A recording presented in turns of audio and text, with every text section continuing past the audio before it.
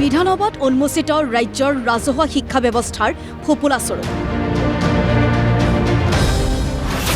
BJP চৰকাৰৰ আমোলত ৰাজ্যত হ্ৰাস পালে ৮৫৯১খন চৰকাৰী বিদ্যালয় ২০১৬ৰ পৰা ২০২৬ৰ ভিতৰত মাত্ৰ ১০ বছৰতেই ৮৫৯১খন বিদ্যালয় অন্তৰ্ধান হ'ল ৰাজ্যৰ শিক্ষা খণ্ডৰ পৰা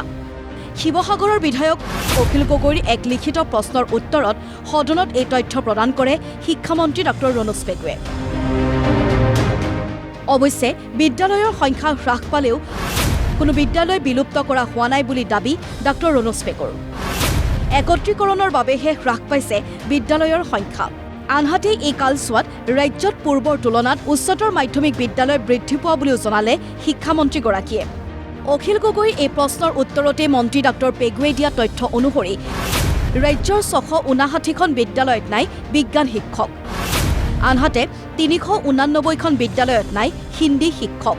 সমান্তৰালকৈ ৰাজ্যৰ বৃহৎ সংখ্যক বিদ্যালয়ৰে অৱস্থা অতি শোচনীয় ৰাজ্যৰ মুঠ ৪৪,১০৩খন বিদ্যালয়ৰ ২১,৬৫৮খন বিদ্যালয়তে প্ৰয়োজন হৈছে গুৰু মেৰামতিৰ ইফালে শিক্ষা বিভাগৰ কৰ্তন প্ৰস্তাৱত অংশগ্ৰহণ কৰি ৰাজ্যৰ শিক্ষা খণ্ডত চলি থকা অৱস্থাৰ স্বৰূপ উদঙালে বিৰোধীৰ কেইবাগৰাকীও বিধায়কে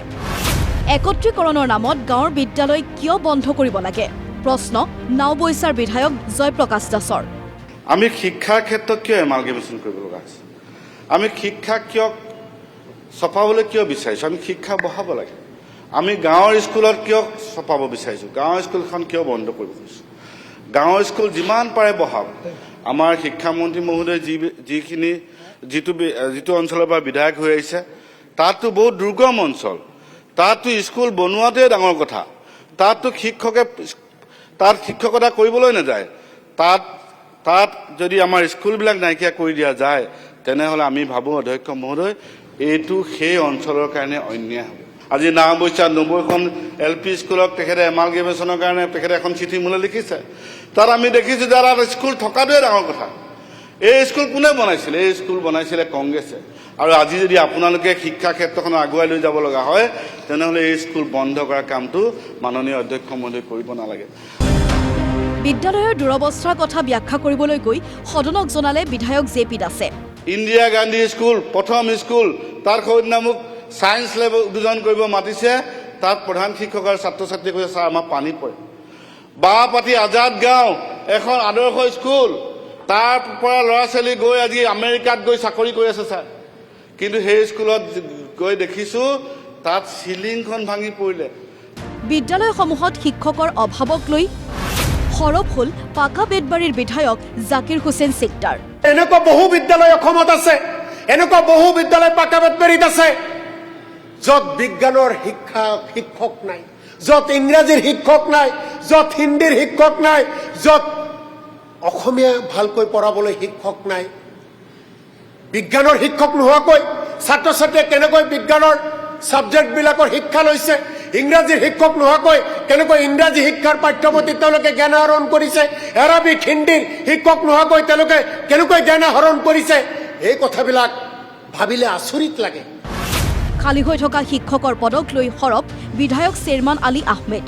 LP স্কুলৰ এছিষ্টেণ্ট টিচাৰ 11,662 পদ খালী চেংচন পোষ্টৰ যি সময়ত আৰু বহুত পোষ্ট ক্ৰিয়েট কৰিব লাগিছিলে two maintain the PT ratio UPৰ আপাৰ প্ৰাইমেৰীৰ এছিষ্টেণ্ট টিচাৰ 4,315 পোষ্ট খালী আমাৰ আপাৰ প্ৰাইমেৰী ছায়েন্স টিচাৰ 907টা খালী গ্ৰেজুৱেট টিচাৰ মাননীয় অধ্যক্ষ মহোদয় 10,005টা পোষ্ট খালী পোষ্ট গ্ৰেজুৱেট টিচাৰ 1,226টা খালী UP upper primary Hindi teacher 1,737টা খালী UP এছামিজ আমাৰ মাতৃভাষা 163টা পোষ্ট খালী অধ্যক্ষ মহোদয় মোৰ মন্দিয়া সমষ্টিৰ মন্দিয়া ব্লকত আজিৰ দিনত 2খন জিৰো টিচাৰ স্কুল এজনো নাই টিচাৰ 59খন মন্দিয়া ব্লকত ছিংগল টিচাৰ এটলিষ্ট 2জন টিচাৰ থাকিব লাগে মাননীয় অধ্যক্ষ মহোদয় মোৰ কলগাছিয়া ব্লকত ৰূপসী ব্লকত ছিংগল টিচাৰ 30খন LP স্কুল আছে বিৰোধীৰ বক্তব্যৰ বিপৰীতে সদনক জনালে শিক্ষামন্ত্ৰী ডঃ ৰণোজ পেগুৱে 5 বছৰত 20,000 শ্ৰেণীকোঠা নিৰ্মাণ কৰিছে ৰাজ্য চৰকাৰে এই নিৰ্মাণত ব্যয় হৈছে 15,000 কোটি টকা। শিক্ষক নিযুক্তিৰ কথাটোলৈ যদি আমি আহোঁ, যোৱা বছৰটোত মাননীয় মুখ্যমন্ত্ৰীৰ নেতৃত্বত 1,65,000 নিযুক্তি আমি অসমত দিবলৈ সক্ষম হ'লোঁ। বিদ্যালয় শিক্ষা আৰু উচ্চ শিক্ষা বিভাগ দুইটা যদি আমি মিলাওঁ, 91,655 গৰাকী শিক্ষক লগতে অনা শিক্ষক আমি বিদ্যালয় মহাবিদ্যালয়বিলাকত আমি এপইণ্টমেণ্ট দিবৰ কাৰণে সক্ষম হ'লোঁ। ইফালে দুৰ্গম অঞ্চলৰ বিদ্যালয়সমূহৰ শিক্ষকৰ নাটনি দূৰ কৰিবলৈ নিযুক্তি প্ৰক্ৰিয়াত নতুন ব্যৱস্থা সংযোজনৰ ঘোষণা শিক্ষামন্ত্ৰীৰ।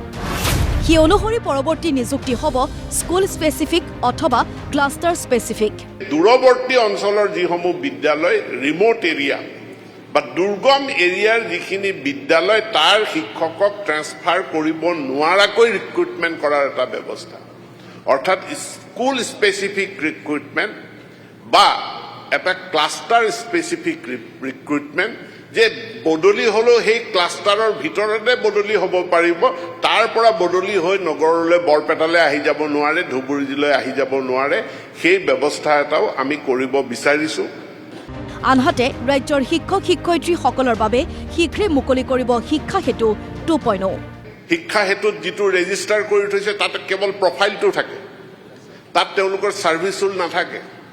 তাত তেওঁলোকৰ লিভ মেনেজমেণ্ট নাথাকে, তাত তেওঁলোকৰ পে স্লিপ নাথাকে।